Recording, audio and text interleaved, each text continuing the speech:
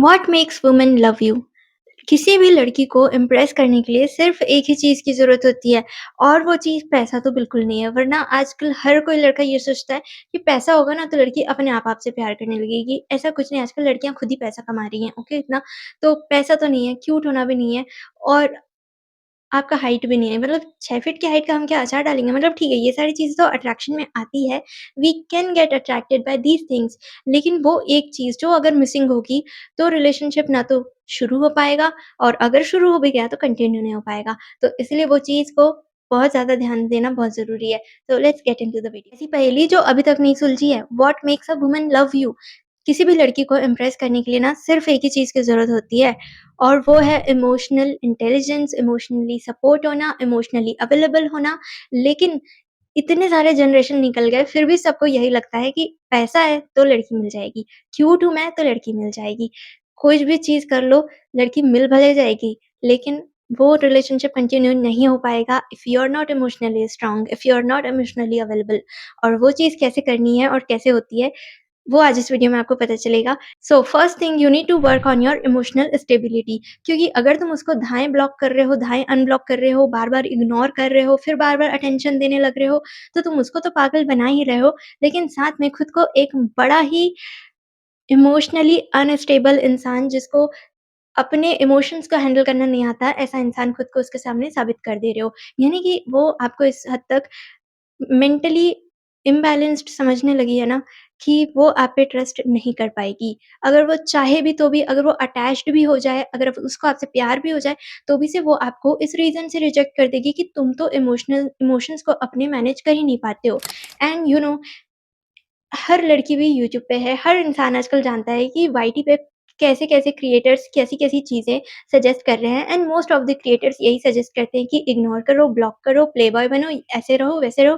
तो ये जो सारी टॉक्सिक एडवाइसेज़ हैं ना, ये वो चलो दे रहे हैं, उनका कुछ भी नहीं जा रहा है, लेकिन जो अपने रिलेशनशिप पे इन टॉक्सिक एडवाइसेज़ को अप्लाई करता है, उनका तो सब कुछ चला जाता है ना, उनकी तो प्यार चली जाती है ना, उनका तो वो इंसान उनकी लाइफ़ से चला जाता है, जिसको वो हमेशा अपने गले से लगा के रखना चाहते थे।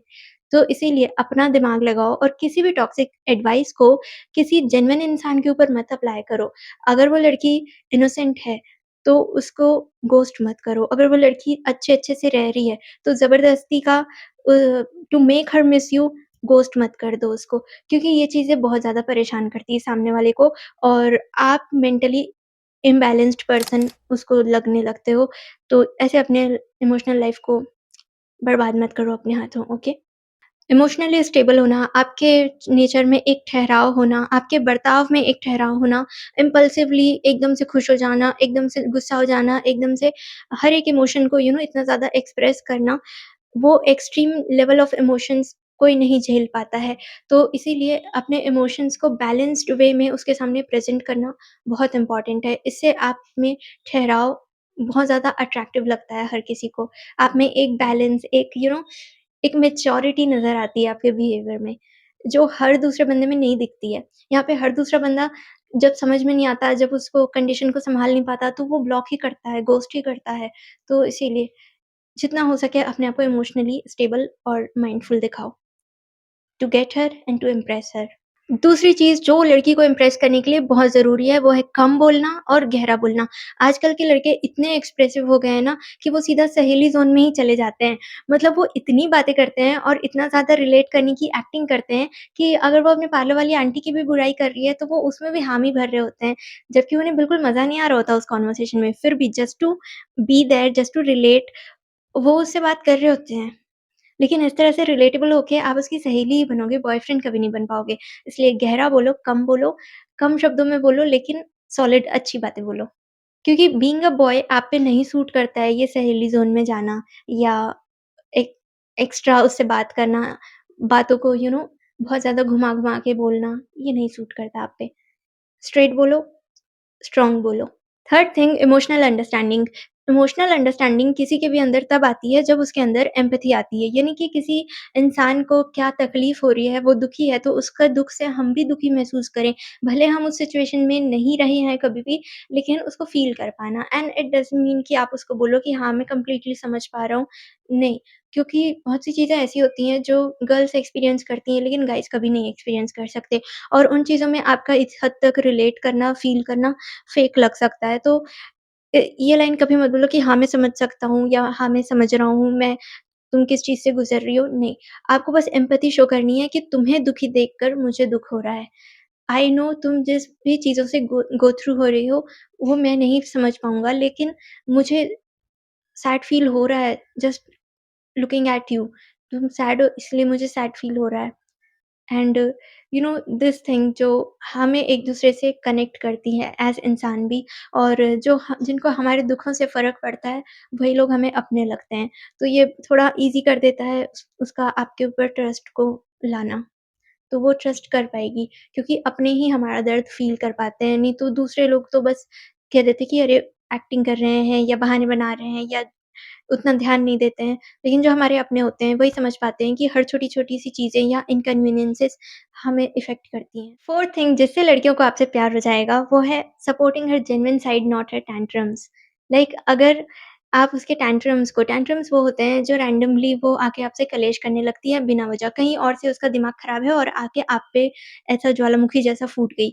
और इस सिचुएशन में आप जितना ज़्यादा हम्बल एक्ट करोगे, आप जितना ज़्यादा okay, okay I can fix this मैं इसका मूड फिक्स कर दूँगा, ऐसे एक्ट एक्ट करोगे उतना ही ज़्यादा आप फॉर ग्रांटेड लिए जाओगे, आपके प्रति उसका अट्रैक्शन भी कम होने लगेगा। तो बहुत ही स्मार्टली इस चीज़ को हैंडल करना चाहिए कि उसको समझ में आ जाए कि यू आर इमोशनली अवेलेबल, आप उसके इमोशनल जेन्युइन साइड को सपोर्ट करते हो, लेकिन आप इन रैंडम टैंट्रम्स को फिक्स करने के लिए नहीं बने हो और ये चीज़ आप उसको कैसे बताओगे कि ना आपको बस एक ही सवाल करना है उससे कि how and why I supposed to feel guilty if I am not reason behind your bad mood. मतलब तुम सीधा आकर मुझे ये भी तो बता सकती थी कि ऐसी-ऐसी सिचुएशन हुई है जिसकी वज़ह से मेरे को बहुत दिमाग ख़राब हो रहा है या मेरा मूड ख़राब हो गया है। तो मैं कोशिश भी करता तुम्हें खुश करने की, क्योंकि मुझे खुद नहीं अच्छा लगता कि जब तुम सैड मूड में रहो तो मैं करता कोशिश। लेकिन तुमने ये जो आकर सीधा मेरे पे गोली मार दी है ना, तो फिर I genuinely don't want to fix your mood. तो जाओ अपना मूड फिक्स करो, जब अच्छा लगने लगे, जब मैं पसंद आने लगूँ ना, तो फिर आ जाना मुझसे बात करने क्योंकि मैं नापसंद आऊँ ऐसा तो मैंने कुछ किया भी नहीं है। तो बिना वजह उसके मूड फिक्सर मत बनो। हाँ, अगर वजह हो तब तो फिर बहुत ज़्यादा मनाओ क्योंकि आप वजह हो, लेकिन आप वजह नहीं हो, तो मनाने की ज़रूरत नहीं है, तो फिर उसको रियलिटी चेक्स दो। 5वीं चीज़ जिसके एग्ज़िस्ट करने से उसे आपसे प्यार होता है और उसको आप में एक रिलायबल पार्टनर दिखने लगता है, वो है कि giving her alone time, giving her space. क्योंकि किसी भी रिलेशनशिप को हेल्दी रखने के लिए स्पेस का बहुत ज़रूरत होता है। लाइक उसके 12 घंटे आपके नहीं है और आपका हर 1 मिनट उसका नहीं है, ये चीज़ अंडरस्टैंड करना बहुत ज़रूरी होता है। एंड स्पेशली लॉन्ग डिस्टेंस में अगर हैं आप लोग, तो हर वक़्त ये चीज़ दिमाग में रहती है कि मुझसे तो दिन का 1 ही घंटा बात करती है, बाकी के 16 घंटे, 15 घंटे क्या कर रही है करके। तो ये वाला जो चीज़ है ना कि बहुत सारे लड़के दिल से ट्रस्ट कर ही नहीं पाते हैं एंड सामने वाली लड़की चाहे कितनी भी इनोसेंट हो, वो उस पे डाउट करते ही जाते हैं, उसके कैरेक्टर पे बोलते हैं, उससे झगड़े करते हैं, फालतू के इश्यूज़ बनाते हैं और इन्हीं चीज़ों की वज़ह से उसको खो देते हैं एक दिन। तो ये बिल्कुल मत करो, पीसफुली बात करो। ठीक है, अभी हालात ऐसे नहीं है कि आप दोनों एकदम साथ-साथ रह सको या हर चीज़ का प्रूफ माँग सको, बट आई डोंट थिंक कि जहाँ पे ट्रस्ट है, प्यार है और इमोशंस भी हैं अगर थोड़े भी, तो पहला इमोशन ट्रस्ट ही होना चाहिए। पहला इमोशन अगर आप प्यार रखते हो और ट्रस्ट नहीं कर पा रहे हो, तो I am sorry you need to fix your mentality and नहीं ट्रस्ट हो रहा तो आप उनको डेट भी मत करो। No one deserve to date those people जिन पे वो ट्रस्ट नहीं कर पा रहे हैं and no one deserve to be treated like that. Like बहुत सारे गर्ल्स को ना ऐसे बहुत मेंटली डिस्टर्ब फ़ील होने लगता है क्योंकि वो लड़का जो उनको डेट कर रहा है, वो उनके कैरेक्टर पे शक करता है, बात-बात पे उस पे शक करता है, क्वेश्चन पूछता है, हर बार उसको प्रूव करना पड़ता है अपना पॉइंट और जिसकी वज़ह से वो परेशान हो जाती है और फिर अटैचमेंट चाहे जितनी भी गहरी हो, वो मूव ऑन कर जाती है, क्योंकि ये चीज़ बहुत डिस्टर्बिंग है। तुम कम्युनिकेट कर पाते क्या ऐसे इंसान से जो तुम पे ट्रस्ट भी नहीं कर रहा और फिर दूसरी बार बोल रहा है कि तुमसे प्यार करता है? तुम नहीं कम्युनिकेट करना चाहते, क्योंकि प्यार झूठा लगता है फिर ऐसी वाली सिचुएशन में। Number 6 dressing up smart.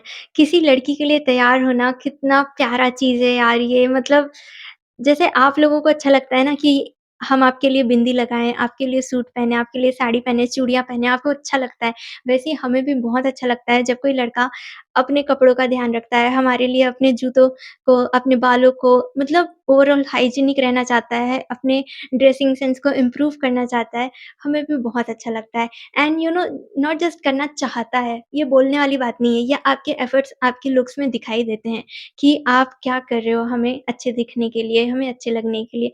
तो ये इतनी स्वीट चीज़ है कि हमें इससे प्यार हो ही जाता है। और ऊपर जो मैंने इमोशन रिलेटेड सारी चीज़ें बताई है ना, वो तो मोस्ट इम्पोर्टेंट है, but at the same time bare minimum भी है। क्योंकि आपको खुद सोचना चाहिए कि जिन टॉक्सिक एडवाइसेज़ को आप अप्लाई कर रहे हो, वो आप अपने कुर्ते पे खुद ही आग लगाने के जैसा है। और मेंटल स्टेबिलिटी, कम्युनिकेशन, कंसिस्टेंसी यही ट्रस्ट की बेसिक फाउंडेशन होती है। आज आपको कूल लग रहा है, ये सारी चीज़ें घोस्टिंग वगैरह ये सब आज कूल लग रहा है, लेकिन कल को जब आप एक रिलायबल जीवनसाथी के लिए तरसोगे ना, तब आपको समझ में आएगा कि ऐसा नहीं करना चाहिए था।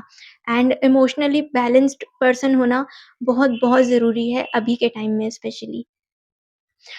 खैर चलो अभी एक कमेंट शॉट आउट कर लेते हैं। I really miss my old subscribers. तो ये धीरज रोहरा का कमेंट है। अरे आप! मैंने आपके वीडियोज़ बहुत पहले 2019 में देखे थे।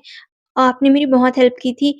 किधर थे इतने साल से? यूट्यूब ने 2026 में मेरे को वीडियो रिकमेंड किया। आपकी एडवाइस से मैं रिलेशनशिप में आया, गर्लफ्रेंड मिली और अभी मेरी उससे शादी भी होने वाली है। Thank you so much. Thank you so much Dheeraj कि इतने टाइम बाद आपको अगर वीडियो आई है फीड पे so you chose to comment. मतलब बहुत लोग ऐसे होते हैं जो हाँ, जिनके फीड में वीडियो जाती है और उन्होंने 2019 में देखा होता है, लेकिन वो नहीं आकर कमेंट करके बताते कि मैं आपका ओल्ड सब्सक्राइबर हूँ करके। बट या क्या बोलूँ अभी मतलब 3-4 साल से हो गया, मैं तो कंसिस्टेंट हूँ, रेगुलर हूँ, लेकिन मेरी वीडियोज़ बहुत लोगों तक नहीं पहुँच रही है। I don't know what's the reason. Maybe reason ये है कि कॉम्पिटिशन बहुत ज़्यादा है, बहुत सारे क्रिएटर्स अभी हो गए हैं। उस टाइम पे बहुत कम क्रिएटर्स थे और कॉम्पिटिशन कम था। तो या कॉम्पिटिशन में पीछे हो रही हूँ, शायद और ज़्यादा मेहनत करने की ज़रूरत है मुझे। तो या मैं करूँगी और आप सब भी अपना सपोर्ट बनाए रखना। Thank you so much. Hare Krishna.